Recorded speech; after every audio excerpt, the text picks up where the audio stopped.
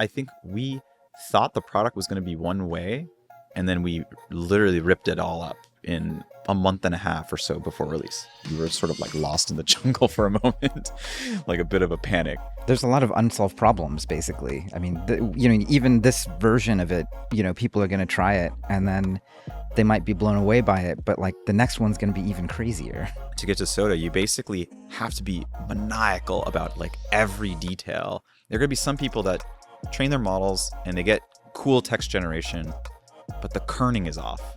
Are you the kind of person that will care about the kerning being off? Or are you the kind of person that is okay with it? Or you don't even notice it?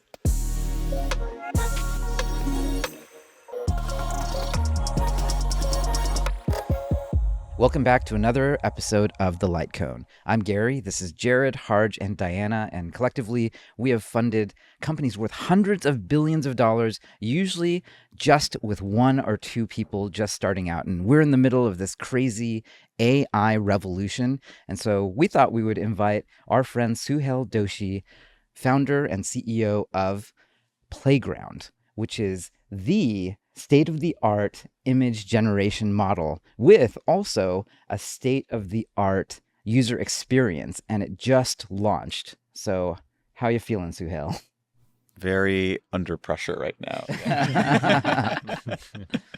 That's good then. Excited, so you start though. like a startup founder, so Yes, which is right. normal. Yeah. Maybe the best way to start off is to look at some examples of the images that you were able to generate. And this is stuff sort of right off the presses. So at Y Combinator, I also am one of the group partners. So I fund a number of companies every batch. I funded about 15 for the summer batch. And so what we're looking at here is one of the t-shirt designs I made. As you can see, there's a GPU, and it was based on one of the core templates in your library. I like metal, so this very much spoke to me. This one was off of a sticker design. And I guess I just really liked that sword. And what I was able to do is add GPU fans. Love it. I love it. And so that's one of the noteworthy things about Playground. You can upload an image. It'll sort of extract the essence of like sort of the aesthetic and some of the features of it. This and one then feels you can like remix it. Feels like a tattoo. Yeah, exactly. Do you remember what you prompted it with to get those? Oh, yeah. I basically... So the cool thing about Playground to create this was I picked a default template that I liked. And I think it only had the sword and sort of this ribbon. And I said, make it say house tan on the ribbon and add a GPU with 2 fans. I was very specific. I wanted a 2-fan GPU. And that's one of the things that you'll see in all these designs. This is actually the t-shirt that House Tan itself actually chose. So... it's a very summery vibe. I think this was based on something around summer and surfing, and we replaced the surfboard with the GPU. I feel like you used a preset that we had. I did. One Yeah, those all of style these are from presets, right? presets. They're pretty good. I think the noteworthy thing that I was able to do is I didn't have to like prompt and reprompt and sort of keep trying to refine the same text prompt. Like I actually could just talk to a designer and it would just give me what I wanted. Going from left to right, for instance. By default, I think the template had this yellowish background, and I said, make it on white.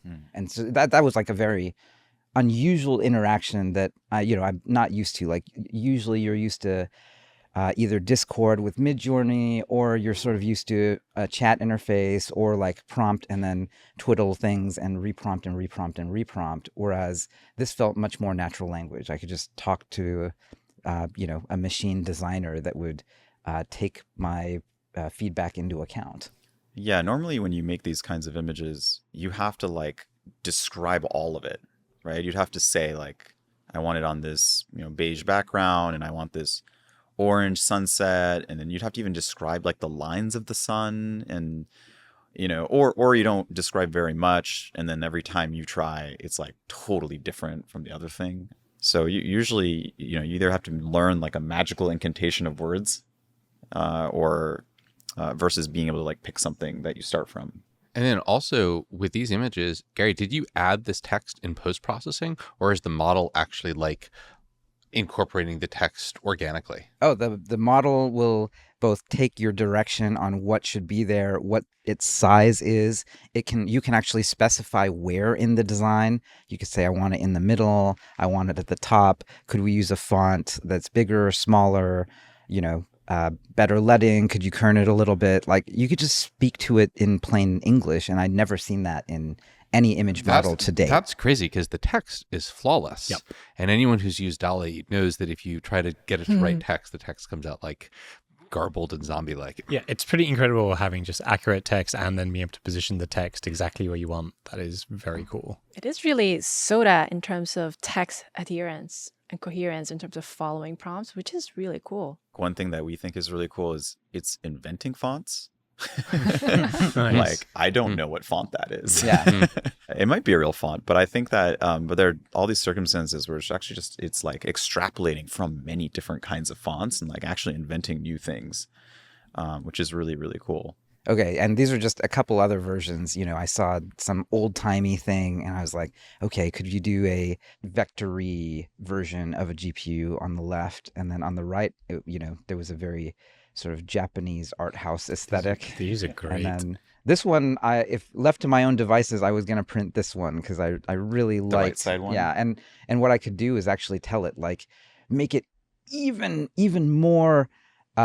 sort of prototypically like Japanese art, like I want more waves and like more sun, and it basically kept doing it. I think I know this preset. I remember making this preset like a month and a half ago. I think it's called like Mythic Ink or something like that. That's how the app works. You open the app, you select a preset, or you can upload your own design that you're like really into.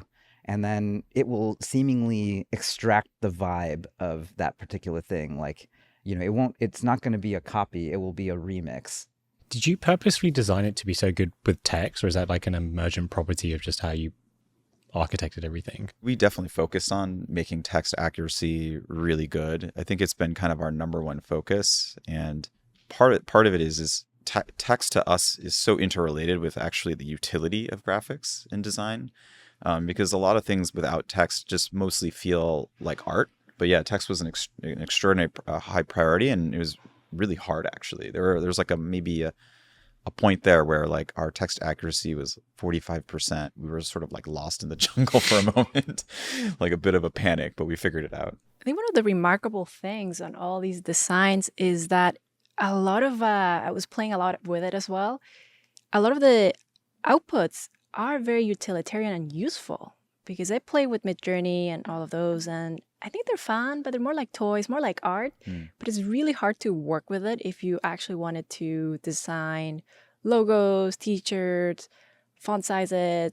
I could totally see this replacing Adobe Illustrator, right? Right. Yeah. Yeah. I think that, part of it's kind of funny. It's like the reason why I'm partly so excited about graphic design is because actually when I was younger, when I was in high school, I used to do logo contests, and I would try to win them.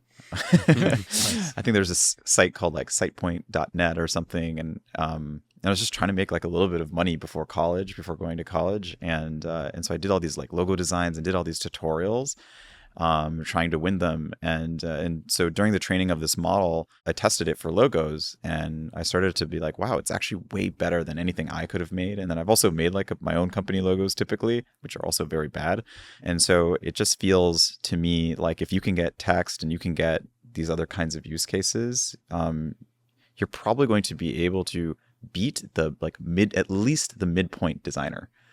Graphic designer that's an Illustrator, and then I think over time we should be able to get to like the 90th percentile graphic designer. So this is actually a really different use case that really hasn't been addressed. I haven't seen image models try to design graphics or illustrations. It's less, generating really cool images that would replace stock art or something like that. It's more literally allowing you to create Canva type things, right? Whenever you want, and you don't have to mess around with it. It's plain English. Just talk to the model. The model's going to create what you want. I've never seen anything like that. Yeah, I think we were just sort of like looking at what are the use cases for graphic design, and it's when it actually interestingly it has a lot of real world like physical impact, physical world impact, because they're like bumper stickers and then t-shirt. I think it was at Outside Lands the other weekend, and I was just looking at everyone's t-shirts, looking at what they have on them, and I saw a bunch of women at Outside Lands had this t-shirt that said, "I feel like 2007 Britney." I just thought that was such a cool shirt, and so we made the template for it and put it in the product. There's just like so much cool real world impact, and I think that the world, I often sometimes think that I'm almost a little disappointed that MySpace doesn't exist for those that were on MySpace, because it was such an expressive social network, and I feel like humans really deeply care about that form of expression, and so it's really cool to be able to make a model that's like really focused on all those kinds of things. But you're actually building a product. It's not just research, because with all these designs in Playground, you can actually go and purchase them, like the stickers, the t-shirts, right? Right. Can you tell us about kind of this marketplace that you're building? Yeah. So I think that, one thing that we learned was that it's kind of hard for people to prompt. And because it's hard to prompt, we found out also it's hard to teach people how to prompt. And the truth is that when you make these models, it's not like we even know how it works. We are also discovering with the community how the model kind of works. And so one of the things that we decided to do was, me and our designer, we decided that one core belief was that the product should be visual first, not text first, which is a huge departure from like language models and ChatGPT. Because our product is so visual, why should it not be? And so in order to make it visual first and to make it so that you don't have to learn how to prompt, we decided that we would start from something like a template, which is something people already understand in a tool like Canva, right? It's not something that we necessarily invented. Like, there's templates everywhere. But I think that if you could start from a template and then we could make it really easy to modify that template, then it feels like we've already taken you like 80% of the journey. If it was like, I feel like 2007 Britney, but then you wanted to change the celebrity in the year to a different person, then you totally could. We wanted to make that very easy. But it also required a lot of integration with research, because how do you make these changes? How do you make them coherent? How do you keep things like similar? It's not as simple as, just 75, 77 tokens that you put into Stable Diffusion. The existing open source models aren't really capable of that. So it required kind of, like the marrying of like what a good product should feel like and then, enabling that with research, which is not always possible. I think that's what Garry was getting at with you building the state-of-the-art UX, the UI for all these models. Because up to this point, people just get raw access. It feels like kind of back in the days, you would just SSH to a computer and kind of work with it. That's how people interact with these models. But you kind of basically built a whole new browser into it. Nobody has done it, and you've done it really well. Can you talk about this idea of departing from raw model access? Yeah, I think just we observed the users over 18 months like failing, and so it's AI is a little bit weird right now because there's such a big novelty factor, I would say, and it's exciting because we're able to do things we've never been able to do before, and so as a result, you can easily get millions of users using your product, and that's totally what happened to us, and so it feels almost like, oh, maybe I've got the product, but then when you actually go look at the data and how people are using it, there's just this constant failure of people using the product. And so you're talking about sort of the prior version of Playground. Yeah. So it didn't have this type of model. It didn't. It was we really mostly used Stable quite Diffusion. aesthetic. Yeah, we used like open source models, and then we started training some of our own that are very similar to Stable Diffusion as like a way to ramp up to where we are now. When we watched users prompt this model, that obviously the two pieces of feedback were this is fun, it's cool. I can get like a cat drinking beer. And then you post it to Twitter and it's exciting. Yeah. But why would people come back? Is one big question. And then the second part is that people are using our service a lot, but they're not always using our service a lot because it's like a useful thing. It's because they're not getting what they want. So they have to keep retrying. Yeah. Where like Google's trying to get you off the website, that sort of feeling. Like it's almost bad that people are using it too much in some sense. And, they just keep, we call it re-rolling, right? You just keep re-rolling to get a different image or a slightly better image or fix like a paw or tail that's off, And then the other thing that happened was that our model can take an extremely long prompt.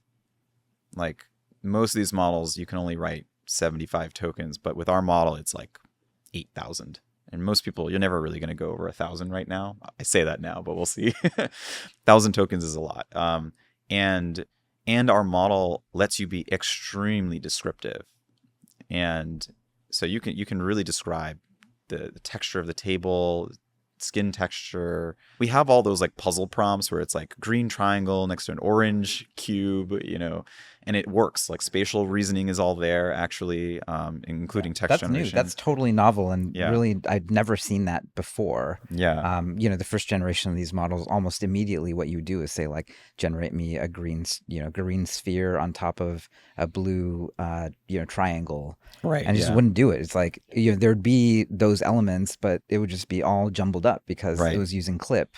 It did not have contextual reasoning or understanding. Yeah, and clip was trained with a lot of error, actually, because it's just using kind of the alt tags of the images that are scraped on the internet, which could be like anything. We sort of decided that what we were going to spend our time on was prompt understanding and text generation accuracy, because we also felt like aesthetics were kind of saturating. Like, they're getting better, but they're also just kind of like not getting better at a fast enough rate. And users even vote and say, even in the Midjourney Discord, they'll poll their users and they'll say, what do you want to be better? And like aesthetics is like going like lower and lower on the rank of things that people care about. So we wanted to like try to leap on something that really mattered to users, which was prompt understanding and text generation accuracy for those kinds of use cases. And when you have a very long prompt, it's not really feasible to ask anybody like, are you going to write like an essay? And so we started to realize that actually the prompt it's almost like it's kind of like HTML for graphics, which I think is so cool. I think you've done a lot here because you completely have a novel architecture that really gets to magical prompting, because the experience of using Playground is feel as if you're talking to a designer. It has a coherence. It listens to you, because with other, I don't know, with Midjourney, if you want to move the text or that, it doesn't. And the positional awareness is not there. I guess one of the insights you had when we chatted a bit earlier, one of the problems you learned, to create good designs, you have to have a lot of description for the images. Yeah. And users are basically lazy, right? Right. They might just tell you, I want a nature scene. And if you input this into Midjourney, what would it give you? It's like, Yeah, it'll give you like this very beautiful, very rich, high contrast nature scene. but you've done something very interesting. We want to talk a bit about how you've done kind of aiding users and expanding upon the prompt to actually build something much better. The first thing to kind of like improve our prompt understanding was just like making your data better. Pretty much, it's actually just that simple. And so one of the first things we wanted to do was we wanted to like have extremely detailed prompts. So when we train the model, we train on very, very detailed prompts. But we also want users to feel like they could just say nature scene.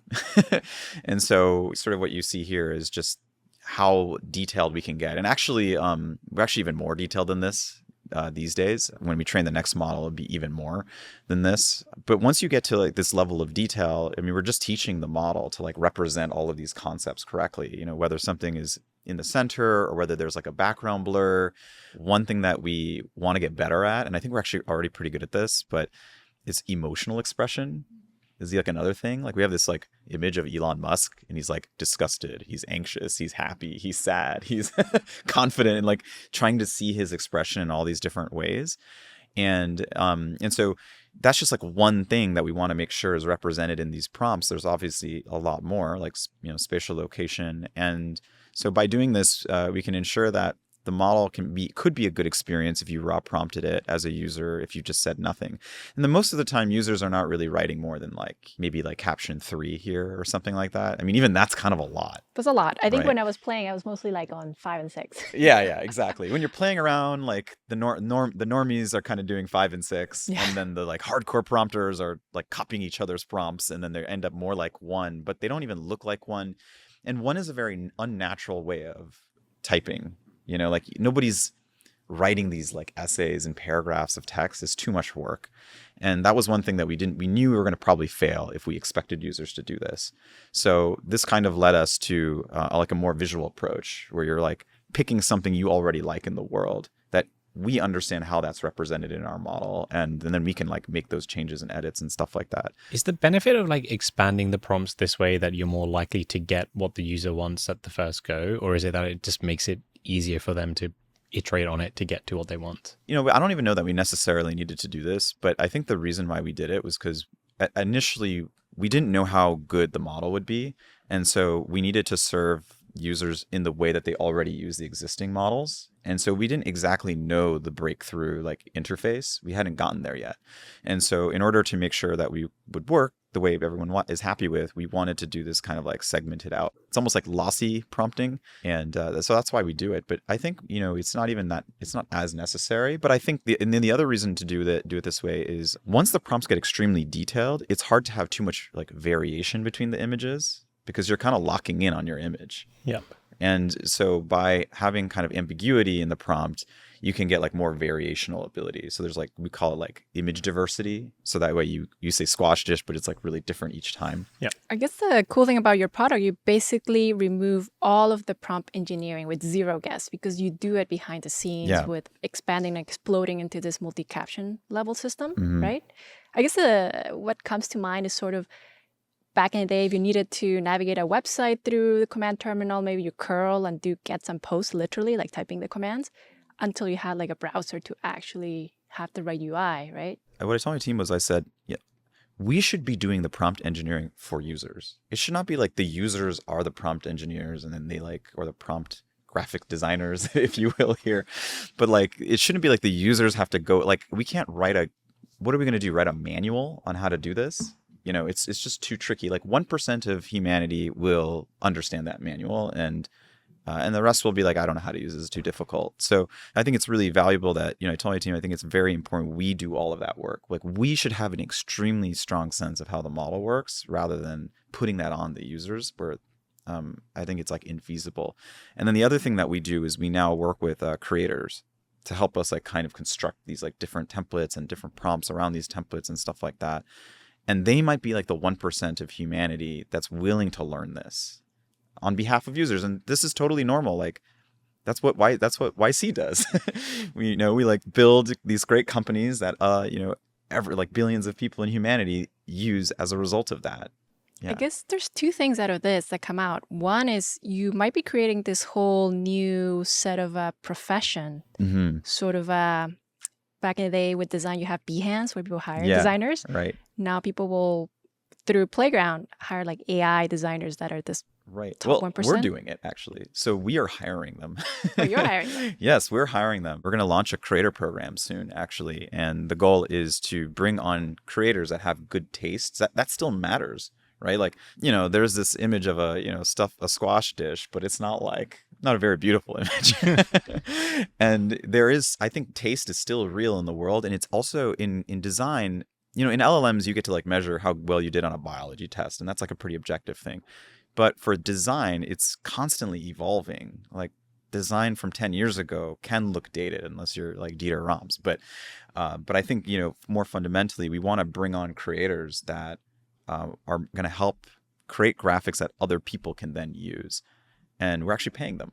I guess one thing that's cool, the second thing, because of this, you actually are state of the art on many aspects for this model. So much of it was driven by a product, because now in order to get the good captioning, you probably are beating GPT-4o, right? In terms of image captioning. We now have a new like SOTA captioner. Yeah.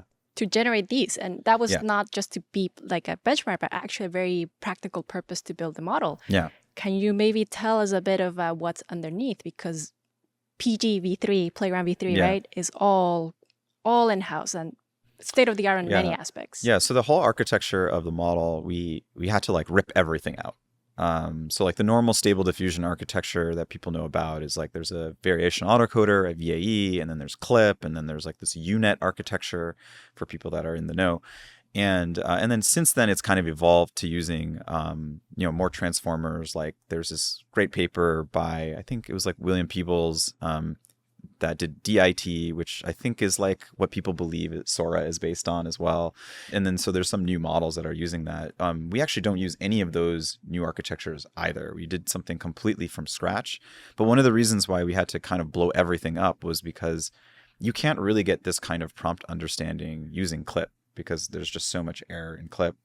And it's also like just bounded by just the architecture of that model. And then the second thing is we also needed the text accuracy to be really high. So you can't just like use the off-the-shelf VAE from Stable Diffusion because it cannot reconstruct small details. Like I don't know if you guys ever noticed, Like but the hands and the logos. hands, zoomed out faces. Yeah, you need something that you also need like a state-of-the-art VAE or something like a VAE that's better than the existing one. Like the existing one's like 4-channel, and so there's all these like pieces, and they all interact, and they can all bound the overall performance of your model. And so we basically looked at every single piece. And then I think like 4 months ago, there was I think with the team, there was literally, we were at the whiteboard with the research team, and there was like the non-risky architecture, which was kind of more similar to some of the state-of-the-art open source models that are out these days, like Flux and stuff.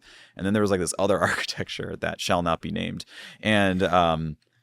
And we were like, well, that's like the risky one where we don't even know if it'll work. And if we try it for 2 or 3 months, we'll like waste compute. And if it didn't, it might just like blow up, and then we'll be behind. And we just like put everything in that basket. Nice.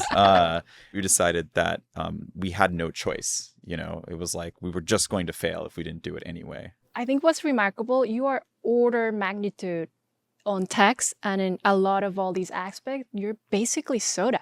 I think that's really impressive. Can we maybe talk a bit about, as much as you can, how you beat the text encoder? I mean, you teased that out a bit. You basically don't use clip because the traditional Stable Diffusion just uses the last layer, right? But you guys have done something completely new where you allowed a basically almost infinite context window because Midjourney is only 256.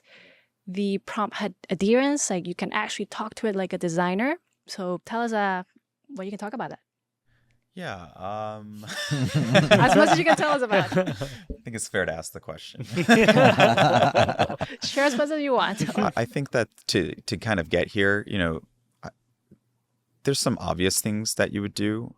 The most obvious thing that you would do, you know, is not use clip. But the second most obvious thing is kind of like using the tailwinds of what's already happening in language. You know, like the language models already so deeply understand everything about text. And so there's some models that use this, you know, they use like T5 XXL, which has this, it's like another embedding, but it's like a much more rich embedding of language understanding. Kind of feel like language is just the first, it's like the first thing that happened. And there's a whole bunch of AI companies that are going to come about, whether they train their models or not, that are just going to benefit from everything that's going on in language and in open source language. And so, you know, I think our model is able to have such great prompt understanding in part because of the big boom in language and all of the stuff that, whether it's Google or Meta or what have you, is doing. And so we can be slightly behind in terms of language for our prompt understanding because the language stuff is already just so good. And it will just continue to get better, and our models will also continue to get better. So that might be my like one small hint. Maybe the analogy playing with a lot of this and from chatting with you, the current state-of-the-art Stable Diffusion models, their language understanding feels like in the NLP land, like Word2Vec, right? Word2Vec was this paper that came out from Google in 2013, and it didn't really understand text per se. It was more the latent space. The famous example was that it would take the vector of king, and then you would subtract the vector of man, and then add the vector of woman, and the output would be the vector of queen. Right. Yeah. Which is like, but very basic. I mean, still very cool, which I think is what kind of Stable Diffusion current models before you are. But playing with your model, you basically, the leap for the audience, the leap is that you basically got GPT level of understanding. It's like sort of the Word2Vec to GPT was, I don't know, like I would say it's 10 years later. Yeah, I would say it's like GPT-3 level image model, like sort of prompt understanding now. Yeah, and I think there's much more leap. There's another leap to go. Many more, actually, I would say. And So that's impressive. It's safe to say that this is the worst the model will ever be. For sure. Yeah, for sure. I mean, there's you know, small things that we already want to fix. Like, you know, we wish that the model understood concepts like film grain. I mean, it could still be better at spatial positioning. Even the model has issues with like the idea of like left and right, like put the bear to the left? What is left? Is it is it your left? Is it the bear's left? So there's still like lots of interesting problems that I think are really fun we're going to have to figure out. But what we hear from users is that they feel a strong sense of control now. Like it has really good prompt adherence. And actually there was this really funny thing when I think like a week or two ago that we realized about the model, which is when we started to do evals for aesthetics. And the way we do this is we just show it's an A/B test. We show users 2 images, one from maybe a rival of ours, and then another image from our model. And we're constantly doing evals and constantly asking our users what they think so that we can get better. And anyway, one of the things that we realized was that there's this new thing that I don't think has been talked about, but I apologize to the audience if this has been talked about. But there's a problem with we have entanglement issues, which is that if the model adheres too well to the prompt, it can adjust. It can have an effect on aesthetics. So when we compare ourselves to say something like Midjourney, which we've actually evaled it, has great aesthetics, best in the world at that. One of the problems is that we will get dinged because our model is adhering more. So I'll give you an example. We have an image and it's like a image of a woman and it's like kind of like a split pane, like she's on this side and on this side. So it's like a composite, and Midjourney doesn't respect that. It just shows the woman one frame. The users will always pick that because it's more aesthetically pleasing compositionally versus this like split pane thing. But our model is adhering to that prompt, right? And so the users ding us and then we get a lower aesthetic score. To me. Because it's not listening. And so there's this entanglement problem. Like, what do? We had another image that was like hand-painted palm trees or something. And the users chose the other model because they were less hand-painted looking. And the hand-painted ones do look less aesthetic, but our model is adhering. So we have this entanglement problem and we don't know how to measure ourselves for aesthetics now. And I'm not aware of any, if anyone has any literature, please send it to me, but I'm not aware of any literature on this. And so we don't know what to do. I think what it sounds to me is basically your model is too SOTA that the current evals don't work because it's actually following the rules. Yeah, we're trying to figure out what we have to make a new eval, basically. You're too advanced. It's like you broke the test. Yeah, you kind of broke the test, and yeah. So now it's a little weird externally. We don't, it's like obviously we want to portray to the world, hey, we have this great thing, and okay, we lose here, but not really. And so I think it does what you want. Yeah, but it does what you want, and so I think we're going to try to we're going to talk about this in more detail, this kind of entanglement problem, because it's actually like a very interesting, more fundamental insight. Yeah, it sounds like you're just building a completely different kind of company. Like the thread that comes up hearing everyone here is using Playground feels like you're talking to a graphic designer, which then in my head actually buckets you into just the companies in YC that are really taking off are the ones that are replacing some form of labor, which is just different to how people talk about Midjourney, right? It's not just like a tool to play around with. This is actually just going to be like the replacement for hiring a graphic design team potentially, which is like way more commercial.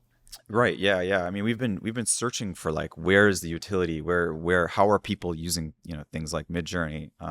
And I think that for me, it's even simpler. It's just that I think we're just enabling the person to have more control over the whole thing. Like, I always feel bothered, when you're like, I produce music. And so if I make a song, like I have to go to a designer and say, can you make me album art? And then I only get like 4 variations of it. And then I feel badly asking for a 5th if I don't like any of the 4. But the more you just like put in control the person that's actually making the thing, they'll be able to connect exactly the thing that they're looking for with, the core product or song or whatever they're making. So at YC, we're always telling founders, hey, you should talk to your users more, or, and what you did was you had so many users, you couldn't just talk to them. You needed to look at how were they actually using it. Yeah. And at some point you realized, somewhat uncomfortably that they were generating near porn. Near porn, yeah. We get a lot of near porn and porn. And then, I think people sort of, when they're exploring a space, often run into that situation. Like, what happens when, the users that you're getting aren't the users you actually want? Yeah, me and my COO talked about this. We're like, if we listened to what the users wanted, we would have to build a porn company, potentially, which is not something that I think my wife would be happy with, or my mother.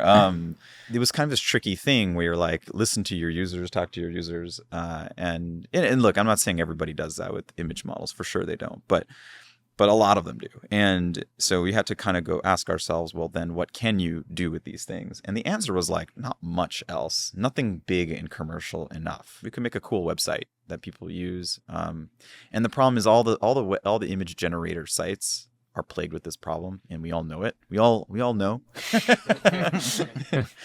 And they're huge safety problems. And it turned out to be just like a business we didn't like.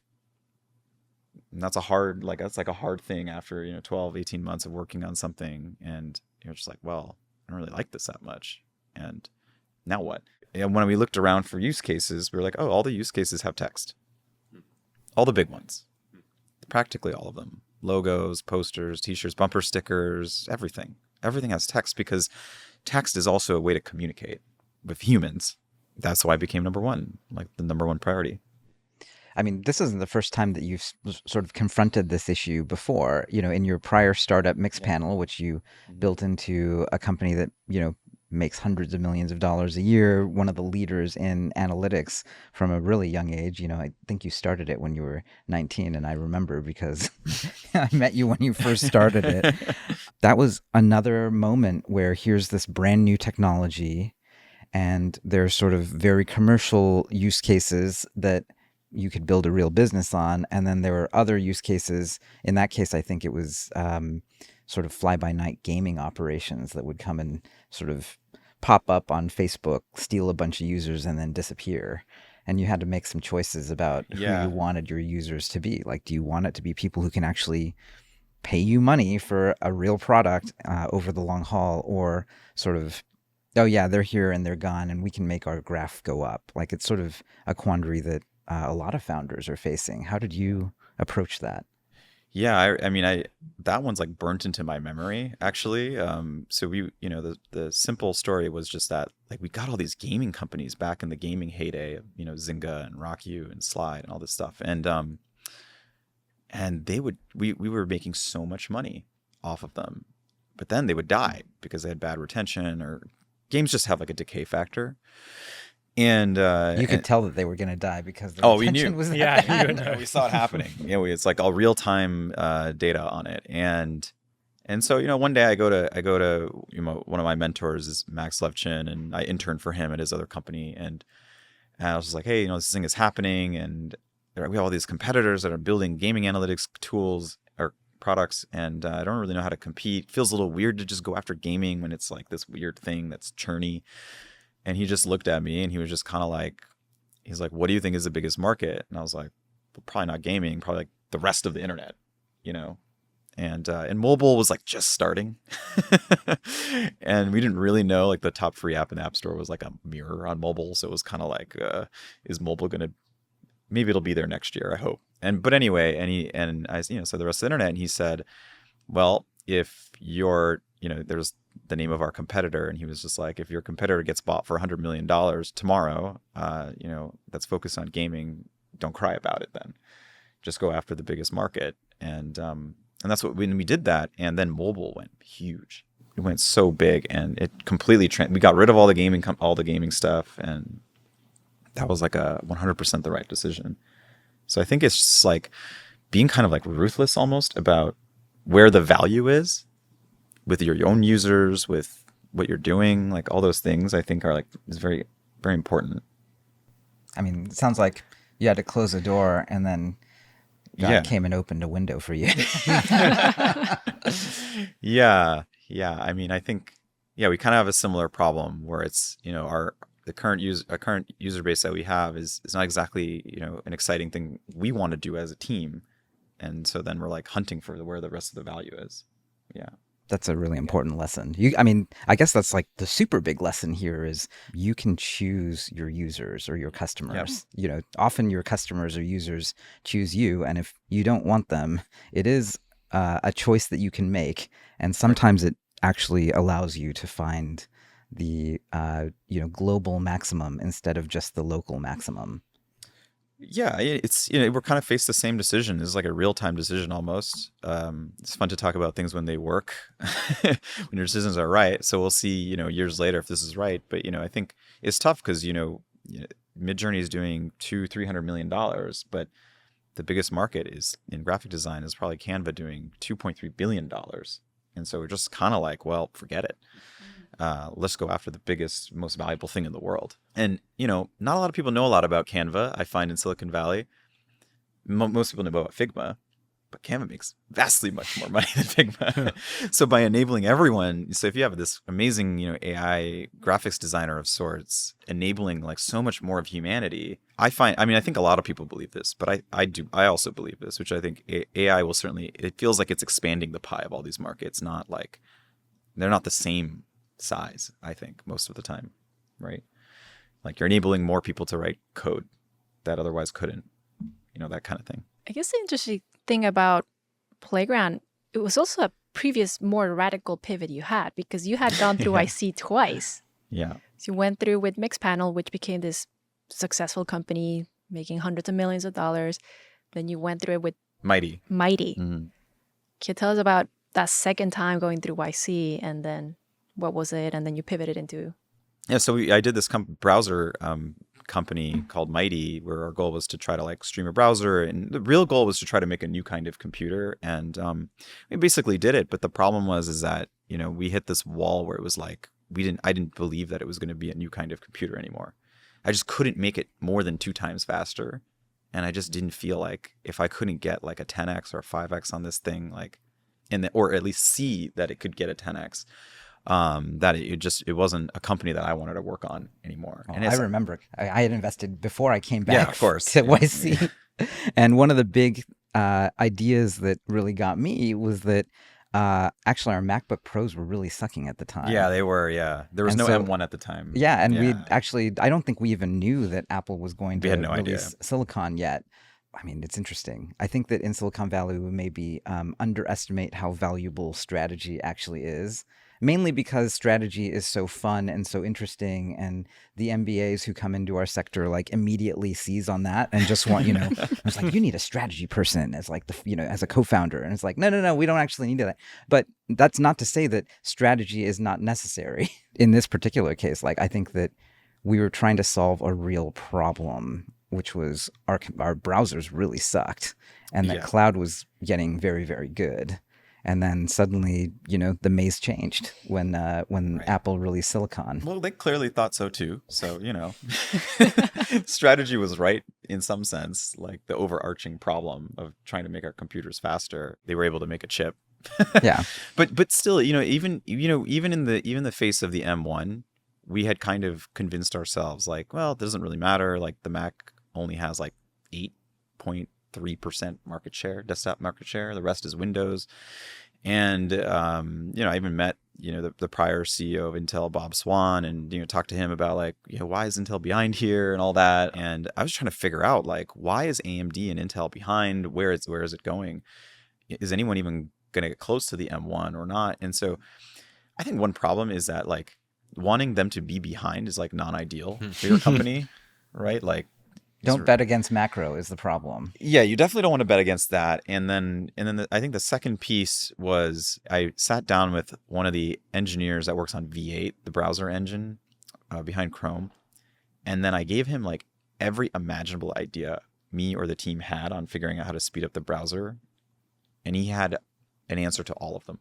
Once I realized that the team is basically focused on like 1% improvements and they had already tried everything, I mean, that was like a very depressing moment. Like I was like out of ideas. The people say, when is it the right time to pivot or change or whatever? And I had just run out of ideas. But I really wanted to like stick with it, but I just couldn't figure out another way to get it. We went as so far as sort of building a computer in the data center. And we had like figured out how to use like consumer CPUs in a data center legally with the right architecture. And like, I think PG came over once and there was just like the sprawl of all these components of, we were kind of building hardware. I learned major lessons at Mixpanel, but the one major lesson that I learned at Mighty was that it's so valuable to have a tailwind for your company as opposed to a headwind. there were just so many obstacles in our way, whether it was the M1 or, there's no real way to like change the fundamental architecture of the browser, like JavaScript is just innately run single threaded in a tab. We can't change that. With Playground, it feels like it's all tailwinds all the time. We just like wait and things get better. Things get faster, cheaper, better, easier. The thing that's remarkable is you had this really impressive career with building a standard SaaS business with Mixpanel. You give it a try with the browser GPU, and then you now kind of retool yourself and are built this SOTA stable diffusion model. What was that journey like? How did you retool yourself? That was like one of those things that is like so impressive. I just started learning. I don't know. I took whatever AI courses were out there that I could take.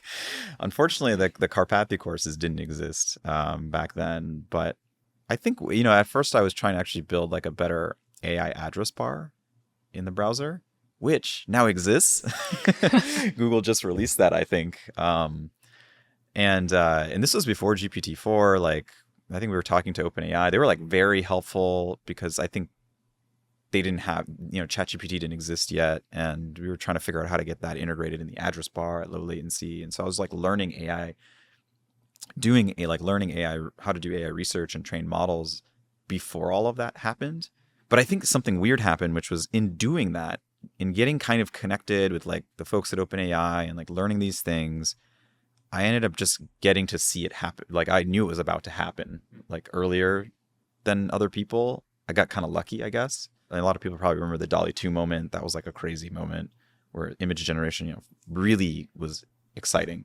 And then so I just kept learning. And then, I think Stable Diffusion came out like maybe I got access like 2 weeks before it came out. And so it's just like by being in the mix of this thing, I got to see everything about to start. And so I think we were the first AI image generation like website that you could like go to and sign up, and you didn't have to like run it manually on some GPU. And so I think that our website just took off because of that. That was like the easiest thing. I think Midjourney was still in Discord, right? So we're like, what if you make a website? I didn't actually know that story. I mean, that's a great lesson for any technical founder, right? Like essentially you stumbled on the biggest tailwind of our generation by just following technical things you found interesting. That's great. Yeah, it's a little weird. After Mixpanel, I actually tried to do like an internship at companies. And because I don't know, I was like wanting to do something, but not ready to start a company. And I only was trying to talk to AI companies. And I like interviewed at OpenAI, and they wanted me to come work 5 days a week, but I only wanted to do 3. And then like somehow at the end of that, I made this huge mistake in, I guess, 2018, where I had decided that there was nothing interesting going on in AI. Because I was like training, and even then I was like training my own models. I was like trying to help a scooter company keep the scooters to detect if they were on the sidewalk or on the road, because the regulation in SF required them to do that. And I like learned all this AI stuff, went to all these AI events, and then I concluded there's nothing, and I started Mighty. And I was like just off by like 3 months. And so I kind of felt like I almost feel redeemed in some sense, I don't know. It's so hard to like time these things. How do you know whether you're early or late? Yeah. And then for a long time you were behind on the model, right? For Playground. And I've just felt continuously behind, but I've now kind of come to realize after like learning the history of like Microsoft and microprocessors, like, I don't know, it might just be like year 2. This all still might be really, really early. We really don't know where it's going. How does it feel to run Playground, which is sort of part startup, part research lab versus just pure startup? Well, one thing we try to do is we try to differentiate on not trying to go after AGI. That's one thing we try to say we're not doing, because there's lots of people doing that. It feels really tractable, I guess, the research does. Where it's not always clear whether research will be like that. I've kind of learned that you can't do research in a rush. So one big problem is that when you're building a startup, like you want to ship everything, like you want to ship it today. You want to fix the bug, you want to ship the feature, like you're just trying to move on such a fast pace, but that's not tenable with research in the same way. Research is moving fast, but it's not like you can't ship your new model. You can't build and ship your model in a week. And so I think that's been like really challenging, and I've had to kind of adjust my brain for one team versus the other. Yeah, one thing I think is interesting about successful research labs in the past, if you look at Bell Labs, for example, it's almost like the CEO of the lab's main responsibility is shielding the lab from like the commercial interests that are pushing for like things now. Yeah, but as CEO of Playground, you're kind of both like protector of the researchers, but you're also the commercial interests. Like, how do you juggle those competing forces? Yeah, I don't know that I've probably mastered it yet by any means, but I think I asked Sam Altman once, like, to what degree he allowed the researchers at OpenAI to like wander, I guess. So I just wasn't really sure. Usually it's like there's like a task and you do it. But what about wandering? How does wandering make sense in a research or an engineering team? And he said there's quite a bit of wandering. So I took that to heart, and so I let the research team kind of wander and get to a point where they are able to show an impressive result, and then we kind of start to like really accelerate that. But until then, there's not much to do. Well, not all who wander are lost. I love that. That should be a T-shirt in our Yeah, product. that's right. We will make add a that as a playground template. t-shirt. Yep. We can link it below in the video. I'll be a creator in the Playground marketplace. Love it. You were asking like, how do you like how do these two teams integrate in a startup? And I think that we just like have this channel now where we just see so much feedback that now the researchers can actually like look into the failure and they can decide from themselves while wandering, do I want to fix that? That's surprising. Why did that happen? And so I want to try to like integrate these two, because I think that that's a more differentiating factor these days. I think that like the research labs are very lab based, and they're not always deeply looking into real user behavior. What are they really trying to do? But sometimes it's just like, we need to get a high score on this eval, and we got to put it in the paper. And then we got to like get really good score for LLM Arena. And then there's like some KPI, to do that. But then, does that thing matter? Does it correlate? Does the eval that we see out in the world, does it strongly correlate to usefulness to users? Like, I still want the LLMs to like help me make rap lyrics, but there's no eval for that.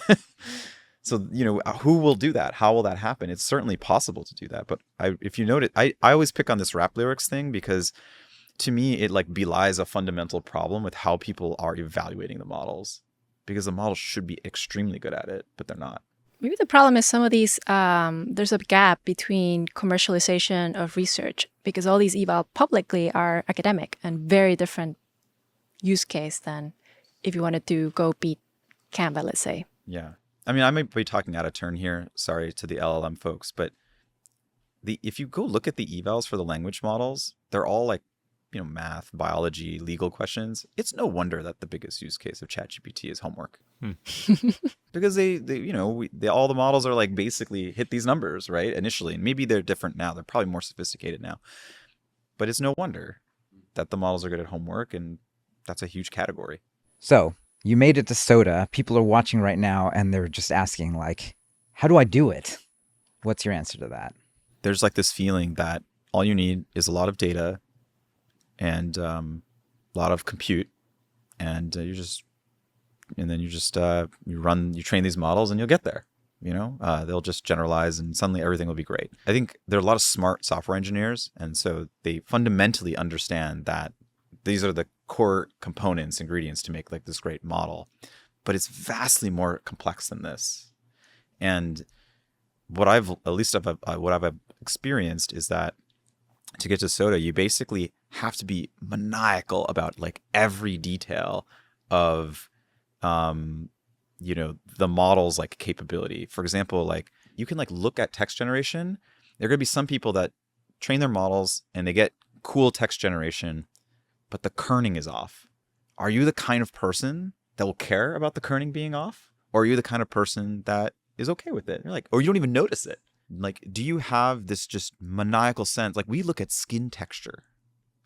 Like, my eyes feel burnt out, basically, from looking at, like, the smallest little skin texture, smoothness. We, like, talk about these things as a research team day in and day out. we like argue about it. To build these SOTA models, you have to care so much about, in our world, it's image quality. And we even look at like little small things, like if there's even a slight film grain and it's missing, we go, oh, the captioning model is bad, not good enough. We need to be better at this. And I think this maniacal mindset, I think, allows you, if you do this 100 times, the model extrapolate even more. I think people don't quite internalize like extrapolation of all of these dimensions together and how they work together to make everything better. Like you don't know how making one thing better here will impact like another thing over there. We can't. It's hard to understand that.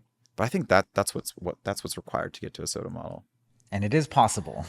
It is possible. It is possible. It's not easy though. It's really hard. Yeah. Well, Suhail, thanks a lot for coming on the Lightcone. That's all we have time for, but you can try Playground right now, playground.com, or in the App Store, Android, iOS. And this is actually the biggest flex. You didn't have any wait lists. It was just available on day one. So go try it out right now, and we'll see you guys next time.